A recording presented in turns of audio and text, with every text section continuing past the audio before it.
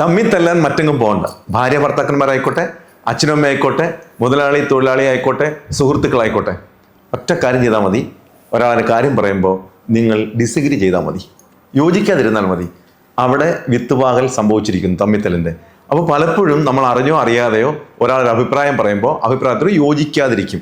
നിങ്ങൾക്ക് വിരുദ്ധ അഭിപ്രായങ്ങൾ ഉണ്ടാവും, പക്ഷെ അത് പ്രകടിപ്പിക്കാതെ മറ്റൊരാൾ യോജിക്കാതിരിക്കലാണ് പലപ്പോഴും ഈ തല്ലുകൂടുന്നതിൻ്റെ തമ്മിൽ തല്ലുന്നതിൻ്റെ വിത്ത്. അപ്പം നമ്മൾ ആദ്യം ചെയ്യാൻ സാധിക്കുന്ന കാര്യം എന്താണ്? ബുദ്ധിയുള്ള ആൾ എന്ത് ചെയ്യണം? നമ്മൾ ആ ആൾ പറയുമ്പോൾ അതിനോട് നമ്മൾ യോജിക്കുക, എഗ്രി ചെയ്യുക. അപ്പോൾ അയാൾക്ക് എന്ത് മനസ്സിലായി? ഓ, ഇയാൾ എന്നെ അഡ്മിറ്റ് ചെയ്തിരിക്കുന്നു. അതിനുശേഷം അയാൾ നമ്മുടെ കൊളുത്തിൽ, അല്ലെങ്കിൽ നമ്മുടെ കൊളുത്തെന്ന് നിങ്ങൾ നെഗറ്റീവ് സെൻസിൽ എടുക്കരുത്, നമ്മൾ വെച്ച കെണിയെന്നോ അല്ലെങ്കിൽ നമ്മൾ വെച്ച ബുദ്ധിപരമായ ഒരു നീക്കത്തിൽ അയാൾ പെട്ടിരിക്കുന്നു. അയാൾ നമ്മൾ എഗ്രി ചെയ്യുമ്പോൾ പിന്നെ നമ്മൾ പറയുന്നത് കേൾക്കാൻ അയാൾ സന്നദ്ധനാവും. അപ്പോൾ വേണമെങ്കിൽ നിങ്ങൾക്ക് ഡിസഗ്രി ചെയ്യാൻ പറ്റും. അല്ലാണ്ട് ആദ്യം തന്നെ ഡിസഗ്രി ചെയ്തിട്ട് പിന്നെ എഗ്രി ചെയ്തിട്ടും വലിയ കഥകളൊന്നുമില്ല. അതുകൊണ്ട് തീർച്ചയായും ആരെങ്കിലും എന്തെങ്കിലുമൊക്കെ അഭിപ്രായം പറയുമ്പോൾ നിങ്ങൾക്ക് വിയോജിപ്പുള്ളതാണെങ്കിൽ പോലും ഒന്ന് തലകുലുക്കി സമ്മതിച്ച ശേഷം, അദ്ദേഹത്തിനെ നമ്മൾ കയ്യിലാക്കിയ ശേഷം നമുക്ക് അതിനോട് ഡിസഗ്രിമെന്റ് കാണിക്കുന്നതിൽ തെറ്റില്ല. ഇതാണ് യുക്തിപരമായ ഒരു നീക്കം.